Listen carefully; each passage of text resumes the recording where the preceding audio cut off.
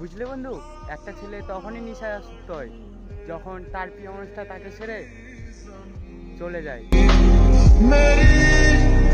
हर कमी को है तू लाज़मी, ज़मीन पे मेरा কারো কাছে হার না মানা ছেলেটা আজ তোমার কাছে হার মেনেছে শুধু একটুখানি ভালোবাসা পাওয়ার জন্য। हर कमी को है तू लाज़मी। মধ্যবিত্ত ঘরের ছেলে আমরা, তাই মানুষ তো একটু অবহেলা করবেই।